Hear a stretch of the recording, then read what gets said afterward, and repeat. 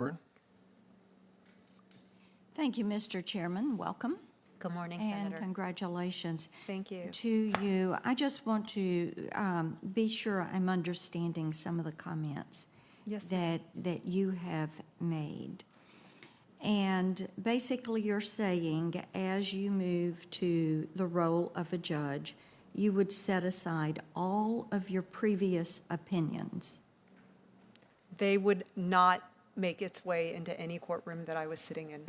So basically, you're saying you would erase all of this activism from your past. What I'm saying, Senator, is that I would apply the precedent of the Supreme Court. So the you're Second going to Circuit. say, what you're going to do is basically, when it comes to your philosophy of the law and your philosophy of the governmental structure, you are going to hit the reset button, and you will be a neutral and blank slate. Is that what you're telling us? I will be an impartial and objective adjudicator limited to the subject matter and personal jurisdiction of the case before me and the arguments Okay, that the parties have put in let's do front of this me. then. Let's go on to the issue of voter ID, because this is something that causes not only me, but a lot of people in Tennessee who are viewing your nomination. They're really unhappy about your nomination, because most Americans, as you've heard from others today, they support voter ID laws. They also support the fact that it is up to the state to tend to this. And they're very concerned about where you would go. And you know what? They really don't want activist judges.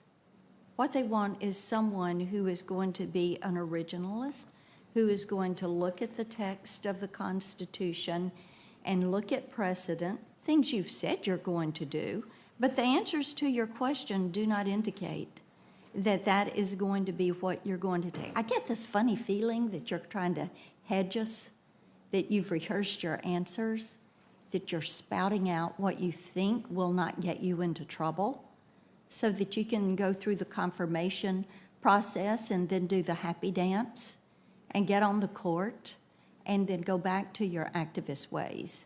That is what is coming across, ma'am. That is what I'm perceiving. So talk to me just a little bit about what your view is of the Elections Clause.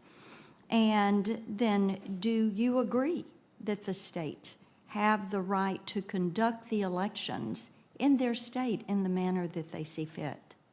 Senator, states play the primary role in election administration. It is their prerogative, correct? We have a system of federalism within certain bounds pursuant to the election clause and the statutes of that this body has created. States play the primary role in the administration of elections. So your previous work in election law and voter ID would not preference any of the decisions that you're going to make? I would very strictly adhere to the precedent of the Supreme Court. But you cannot and give me a Second yes or no to that. Yes, I guess if you don't mind rephrasing the question, I'd like to if I can. I said your prior work in election law, that will not influence your decision-making in election law, election cases. If what you're asking, Senator, is whether prior policy positions as an advocate that I've taken. Your prior work, that's right.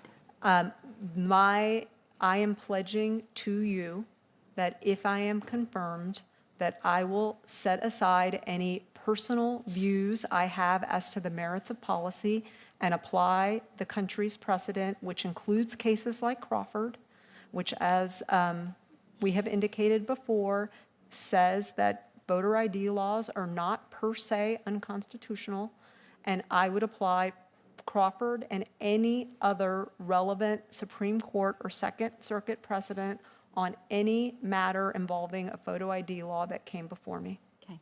I'm going to send to you a question for an answer in writing, because I will not have enough time for you to give a fulsome answer.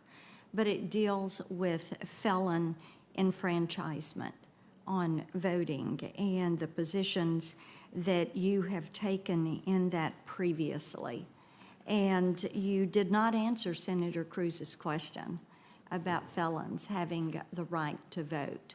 And you were opposite of Governor DeSantis in having them pay all of their fines. So I will send that question to you in write for a written answer. And then I'm also going to send to you a question dealing with your qualifications. Mr. Chairman, thank you. I yield back. Thank you, Senator.